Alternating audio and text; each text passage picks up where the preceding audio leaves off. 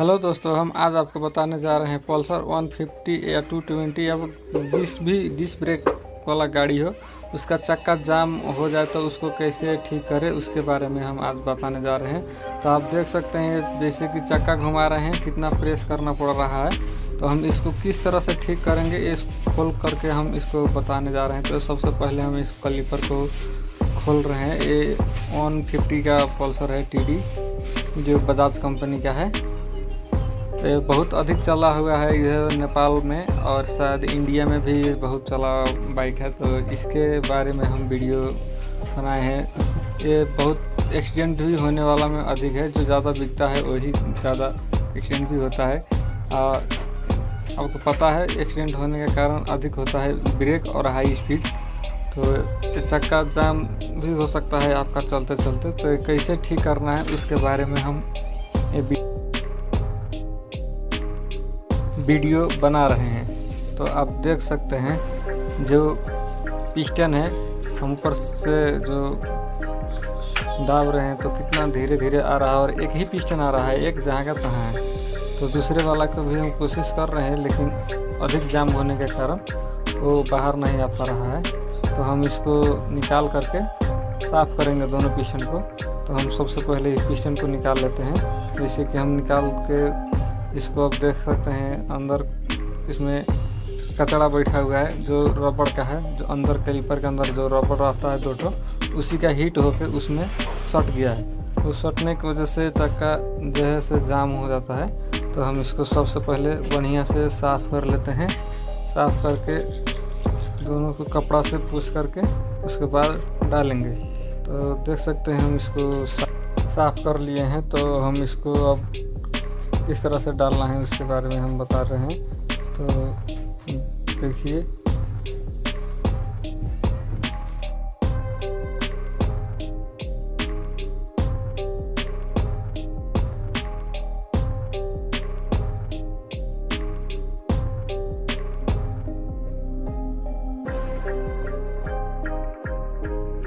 तो आप अब देख सकते हैं कि इसके अंदर जो दो प्रकार का रबड़ दिख रहा है, एक हरा रंग का है और एक काला रंग का है। तो सबसे पहले उसमें कचरा है उसको क्लीन कर लेते हैं कपड़ा से। और क्लीन करने के बाद इस तरह से रबड़ निकालना है और साफ़ करना है। तो हम इसको बताते हैं।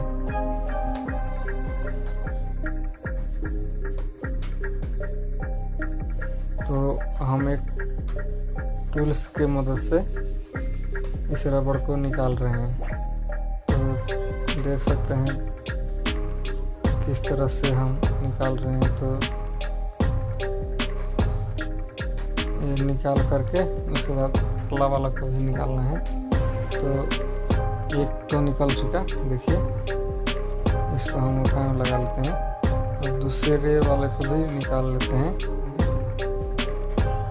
तो ये दूसरे वाला रहा। अब तीसरे वाला दूसरे पिस्टन में का उसको भी निकाल करके रखते हैं। तो आप देख सकते हैं दूसरे वाला को भी तीसरे वाला को भी निकाल लिए। अब चौथा का टाइम आया है, चौथे वाला को भी निकाल रहे हैं। निकाल करके उसको भी देख लीजिए चौथा भी निकल चुका है। तो इसमें 4 ठो ही रहता है। जहाँ पर रबड़ बैठता है उसको भी सफाई करना पड़ेगा आपको अच्छी तरह से। उसमें भी कचरा जमा हुआ होता है। तो कचरा जमने के कारण से रबड़ सही से बैठ नहीं पाता है। तो नहीं बैठेगा तो आपका चक्का है तो जामे रह जाएगा, आपका ठीक नहीं हो सकता, ठीक नहीं होगा। तो इसलिए सबसे पहले इसको क्लीन करना पड़ेगा आपको कचरा इसका। उसके बाद आप फिर दूसरा रबड़ बाज़ार से ख़रीद करके ले आइएगा। ये वाला रबड़ है जो हम निकाले हैं अभी। तो ये दुकान में आसानी से मिल जाता है। तो ये दूसरा आप लगा दीजिएगा। हम जो है सो इसको सिर्फ सफाई करके लगाने जा रहे हैं। तो हम इसका सिर्फ काला वाला ही लगाएंगे। हरा वाला जो है अधिक जाम है वो हम पूरा साफ़ नहीं कर सकें, इसलिए हम इसको सिर्फ काला वाला लगा करके फिट करेंगे।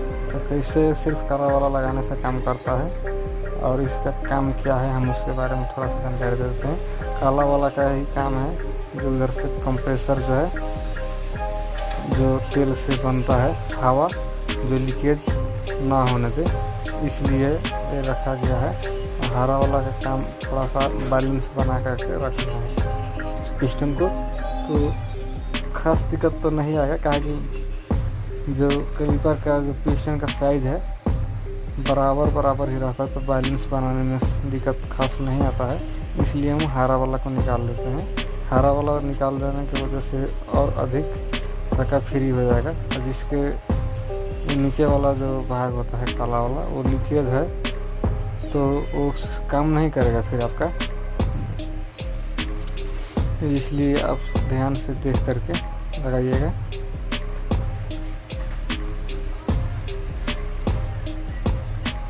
तो देख लीजिए हम इसको फिट कर लिए हैं, सिर्फ काला वाला ही लगाएंगे। और उसके बाद अब वेसलिन क्या करेंगे, एक ले आकर लगाएंगे। वेसलिन इसलिए लगाना पड़ेगा इसमें कि ग्रीस से जो होता है रबड़ जो है उससे फूल जाता है ग्रीस या मोबिल से।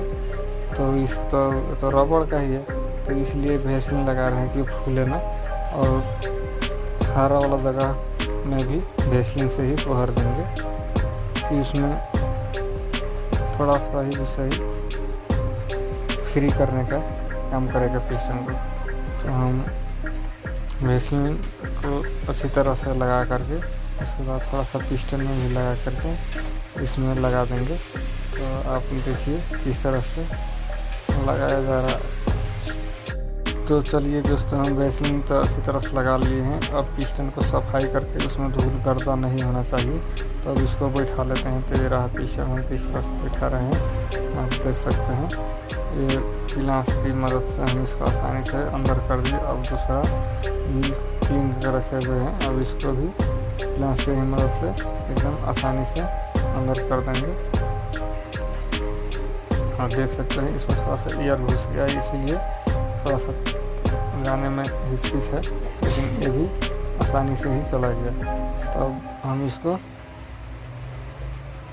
फिट करके और एक जो इसमें है थोड़ा सा ग्रीस लगा देते हैं, जो फ्री होना चाहिए।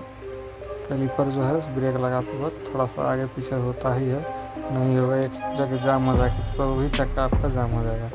तो आप देख सकते हैं इस तरह से लगा करके। और डिस्क पैड में जो है सो ऑयल पड़ गया था, तो हम इसका नहीं खोले थे LM-5 का, तो ऑयल पर गिरने की वजह से इसको हम धुलाई करते रहे पेट्रोल से सफाई साफ़ करने के बाद फिर इसको सरफ से भी धोएंगे। इससे पेट्रोल से ही पूरी तरह से सफाई हो चुका है। तो अब हम इसको फिट करेंगे। इसके अंदर भी एक पत्ती होता है जो हम आपको अभी बताने जा रहे हैं। ये हाथ में दिखाई दे रहा है जो पत्ती है, ये नहीं होगा तो फिर आपका खटर बजते रहेगा साउंड। थोड़ा सा भी झटका आएगा तो बजने लगेगा, तो इसको याद रखते लगाइएगा। तो ये पूरा प्लेन है, तो इसको हम थोड़ा सा सीधा कर टेढ़ा कर देते हैं। तो इसमें अच्छी तरह से टाइट करके डिस्क पैड को रखे ये डिस्क पैड को टाइट करके रखने का काम करता है परले पत्ती। तो आपको याद करके रखना है। एक बहुत आदमी का जो है से खो जाता है, तो खोने के बाद भी था ही नहीं लगेगा कि आपको कहाँ से समस्या आ रहा है। तो डिस्क पैड जब भी आप चेंज कीजिएगा वो पत्ती है कि नहीं है याद करके रखिएगा, सब में रहता है। तो आप देख सकते हैं कितने स्पीड में एक चक्का घूम रहा है। तो अभी ये घूम रहा है इसलिए क्योंकि अभी ऊपर जो मास्टर सिलेंडर है वो उसका कुछ किए नहीं थे, तो इसका मास्टर सिलेंडर पहले से पॉकेट जो है लीकेज था, तो लीकेज होने के कारण हम इसको पूरा ही चेंज कर देने वाले हैं। तो खोल रहे हैं। लीकेज का तो कोई उपाय है नहीं कि पॉकेट चेंज कीजिए कि मास्टर सिलेंडर, तो हमने मास्टर सिलेंडर ही चेंज करने का निर्णय लिया है। तो किस तरह से हम इसको खोल करके दूसरा डाल देंगे। तो ऐनक को हम इधर साइड में रखते हैं टेबल पर। ये रहा मास्टर सिलेंडर, ये दूसरा वाला है नया। अब इसको हम डालेंगे। तो यहाँ पर थोड़ा सा धूल है, तो इसको पूछते सफाई कर दीजिए। और यहाँ पर आईना के साथ, शीशा के साथ कसते रहें। कसने के बाद इसमें आप देखिए क्या क्या कर रहे हैं। तो हम जब तक कस रहे हैं भाई, आप सब्सक्राइब और लाइक जरूर कर दीजिएगा। ये मेरा नया चैनल है, तो इसमें हमें बोलने का और वीडियो एडिट करने का खास तरीका पता नहीं है, इसलिए जिससे आप देख रहे हैं उस तरह से हमें आता भी नहीं है। ये वीडियो एडिट करने में बहुत मेहनत लग रहा है बनाने में। तो आप सोच सकते हैं, नहीं विश्वास हो तो आप भी ट्राई कर लीजिएगा बना करके, इतना दिक्कत होता है। तो हम इसलिए आपको कह रहे हैं कि मेरा चैनल को सब्सक्राइब भी कर दीजिएगा और लाइक भी कर दीजिएगा, और हो सके तो शेयर भी दोस्तों में कर दीजिएगा। ये नए सीखने वाले दोस्तों के लिए काम लगेगा। और बाइक चलाने वाले भाई लोगों को भी ये काम लगा, किस तरह से जाम हो जाता है चाका, तो किस तरह से बनाना है। उसके बाद तो मेरा तो पिस्टन इस बाइक का जाम था, और यहाँ पर ऑयल लीकेज होने के कारण कभी ब्रेक लग जाता था, कभी नहीं लगता था। बहुत डेंजर था ये, इसलिए हम इसको मास्टर सिलेंडर को चेंज ही कर दिए, बकेट चेंज नहीं करके। और नीचा चक्का जाम था तो उसको सफाई करके और एक हरा वाला को हटा दिए। उस हटा देने के कारण पूरी चक्का फ्री हो जाएगा, थोड़ा सा भी लोड नहीं पड़ेगा उस पर। तो हम इसको कस करके और उसमें डिस्क ब्रेक ही डालेंगे। डिस्क ब्रेक का जो ऑयल होता है वो फ़र्क होता है, मोबिल नहीं डाल दीजिएगा आप लोग। तो याद रखिएगा, कभी भी इसमें मोबिल या दूसरा तेल नहीं डालिएगा, सिर्फ ब्रेक ऑयल ही डालिएगा।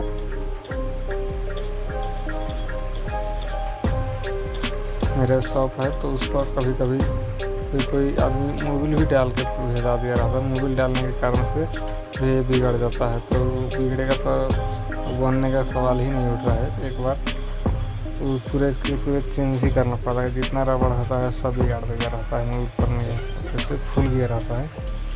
मोबिल और पेट्रोल रबड़ का दुश्मन है। तो हम इसका ईयर निकाल रहे हैं।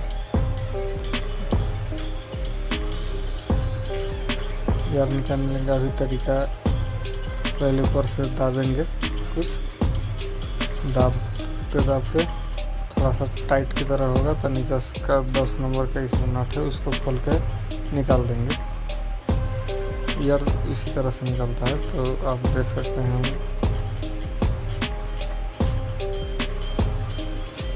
10 की रिंग की सहायता से हम इसका ईयर निकाल रहे हैं। ईयर निकालते समय याद रखिए, ब्रेक दाबिएगा नहीं। ब्रेक दाबिएगा तो फिर आपका ईयर निकल और घुस ही जाएगा, इसलिए ब्रेक नहीं दाबना है। सिर्फ ईयर निकालने के लिए खोलना है, उसके बाद फिर से कस के, उसके बाद फिर से मास्टर सिलेंडर का लीवर को दाब करके उसमें तेल को घुसाना है, यानी कि टाइट करना है। इसका टाइट ऑटोमेटिक ही होता है, तो आप देख सकते इसी तरह से भी टाइट होता है। तो थोड़ा इसमें टाइम लग जाता है 2 मिनट। हाँ, तो देखिए किस तरह से ईयर जो है निकल रहा है, तो यहाँ का तेल जो है से घट रहा है।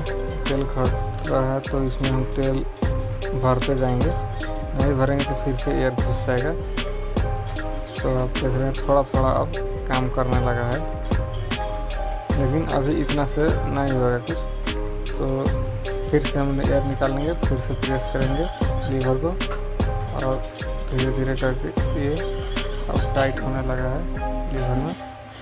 तो थोड़ा जल्द करते हैं। देखिए अब लगने लगा है ब्रेक, लेकिन जितना चाहिए अभी भी उतना नहीं है। तो इसको फिर से एयर निकालेंगे। जब तक इसमें से एयर सही से नहीं निकलेगा तब तक आपका नहीं ठीक होगा। तो इसको पूरी तरह से एयर निकाल देना है। भले ही बनाने में आधा घंटा लग जाए, कोई दिक्कत की बात नहीं है, लेकिन अच्छी तरह से हो जाएगा। जिस तरह से नया में फ्री होके आता है उससे भी अधिक हो सकते हैं, शायद फ्री हो जाता है। देखिए हाथ से ही लगभग 30 तक का स्पीड में हम घुमा दे रहे हैं, अभी पूरी तरह से ठीक है। उस वक्त चढ़ने के बाद भी ये नहीं घूम रहा था। अब थोड़ा सा दबा रहे हैं, सारा दिन घूम जा रहा है। तो ये था फिरने का तरीका। तो आपको कैसा लगा ये वीडियो? अच्छा लगा होगा तो लाइक और सब्सक्राइब और शेयर दोनों कर दीजिएगा। और आपको कोई भी गाड़ी में समस्या है तो आप कमेंट करके बताइएगा, हम आपको कोशिश करेंगे बताने का।